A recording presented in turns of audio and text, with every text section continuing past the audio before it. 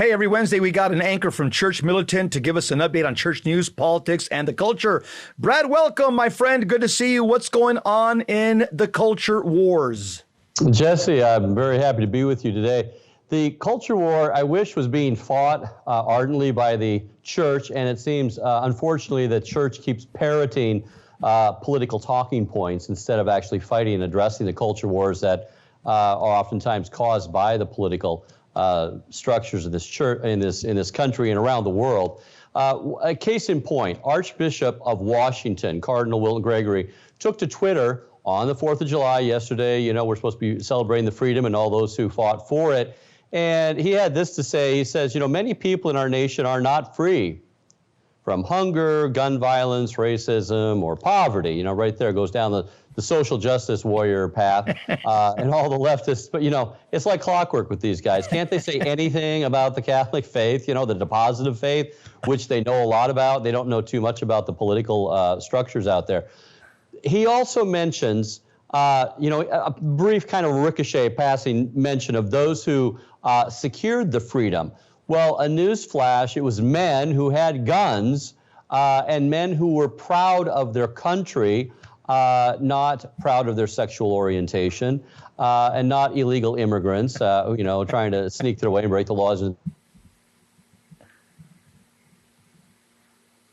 a thing that I really wish they would bring up, Jesse, is the fact that, you know, he talks about the racism and violence and all this.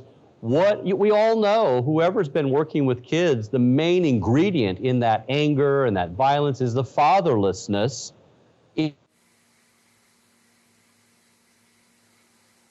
About that, how to strengthen the family and what, you know, the family initiatives out there, instead of just talking about illegal immigration and taking, you know, disarming, you know, law-abiding citizens. So that's kind of where we're at right now.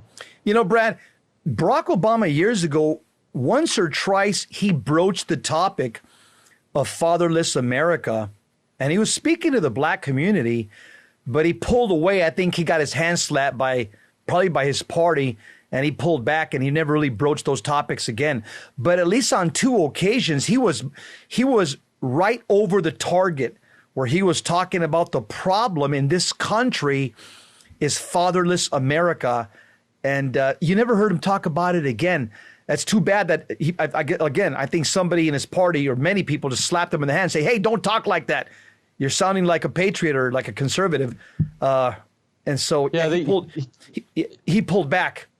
I believe he's a very smart individual. I just wish he'd always channel that smarts to lead the country and be pro-American when he was doing it. You know, and also one indication that was right on target is to just go back to Fatima in 1917. And Sister Lucia said later on that Our Lady communicated to her that the Satan's final attack would be on the family. And if we don't have that in spades, I mean, you just had a whole litany of the problems in the culture today, euthanasia, transgenderism, and on. And all of that's geared at the family, and all of that's stripping away fathers and separating children from their parents. And really is not boding well for the next generation and even the generation we're in, because this has been going on for quite a while. You know, Brad, if there's an apparition that's absolutely relevant for such a time as this right now, it's Our Lady of Fatima. The prophecies of Fatima, and also the Fatima peace plan, what Catholics need to embrace, the final battle. Everything about Our Lady of Fatima is speaking about what's happening right now. We're not talking about the future. It's happening right now in living color. Yeah, now if you just happen to have a mitre on when you were saying that, I mean, you would be golden right now. I mean, it's a sad thing that the laity, such as yourself and ourselves, we have to be the ones that are talking about this when our bishop, Archbishop, you know, of Washington, is just talking about all the Democratic talking points out there that are just sending the country. You know, they're supposed to be working for a Jewish carpenter as their boss. If they don't want to do the work, don't take the pay, you know? You know, again, Brad, I think all of this, and Michael talked about it this morning in his Vortex, about the connection that we've all known about for a long time now, the connection between the Catholic bishops and the Marxist Democrats, and the way the bishops are beholden to them. And this is why there's silence from the pulpits. This is why we see social justice programs in the Catholic Church taking precedence above and beyond church doctrine, the deposit of faith, the sacred liturgy. We're enmeshed, the bishops with the Democrat Party, and we have to disentangle this what I would call this adulterous relationship. Well, yeah, we have Judas priests out there who are willing to have their hands tied by the purse strings. And we're talking, for the viewer out there, millions and millions and millions of dollars for all these social justice programs that they're being paid to be either just misdirected, redirected, but they certainly aren't worrying about salvation of souls. They're just worrying about all the, the Democratic talking points, which they're paid to tend to, and that's an unfortunate thing. But apart from that, we're moving across the pond over in Rome. Things aren't looking a lot better. There's a head of the CDF. We always call it the CDF, Congregation of the Doctrine of the Faith, but now it's the dicastery, so DDF, Doctrine of the Faith. And that's the head watchdog for for faith and morals, the deposit of faith in our church. And the guy that was tapped to do that, Archbishop Victor Manuel Fernandez, he took to Facebook the day before, on July 3rd, and of all things, he doesn't get installed until September, but of all things, he's defending this silly book he wrote years ago. He was a pastor still, and it was about kissing. The viewer out there is like, yeah, right. Well, the title of the book, you can Google it, Heal Me With Your Mouth, The Art of Kissing. Now, this guy had his hands in, he was the ghostwriter for Amoris Laetitia, probably the worst, if you call it a magisterial document, some people argue about that, but the worst document, apostolic letter, on pastoral approach on all are welcome, homosexuals and everybody can receive, divorced or remarried, everybody can receive Holy Communion without any repentance, conversion, or anything.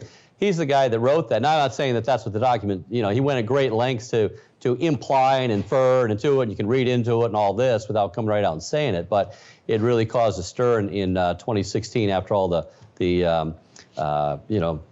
Synod on the Family and all that was wrapped up in 2015. So anyway, this is the guy, and he's of all things saying that, I meant to write that, I was young and I'm trying to reach the kids and all that and write this out there for them. So, instead of talking about chastity and morality and all this type of stuff, he's just pushing this stuff. It's beyond the pale. I think the name of his book is called Heal Me With Your Mouth, The Art of Kissing. Not making it up. How can the new doctrinal czar of the Vatican, to head the doctrine, the church's doctrine, and he's the discipline watchdog as well, this is where his mind is at. He's not thinking about the deposit of faith.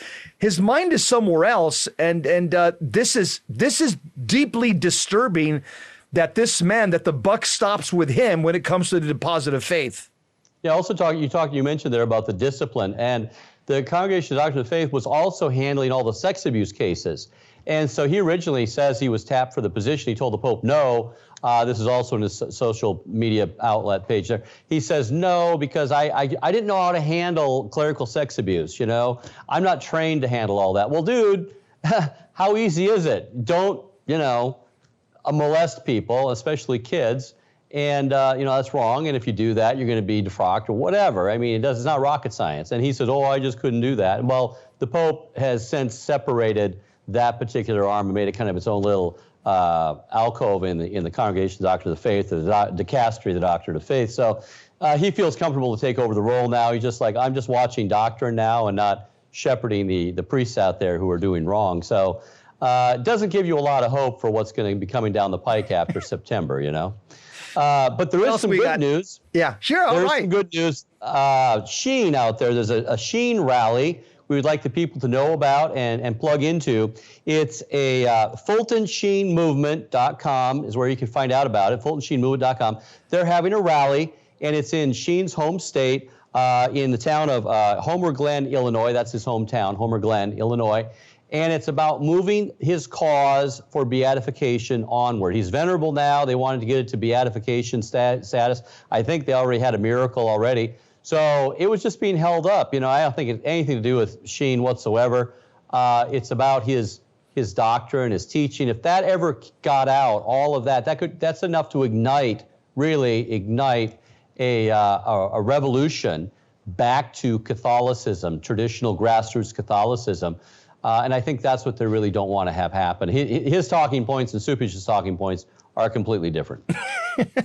You know, Fulton Sheen was talking about communism 50 years ago, and he was telling us that this is the danger that we're going to be facing.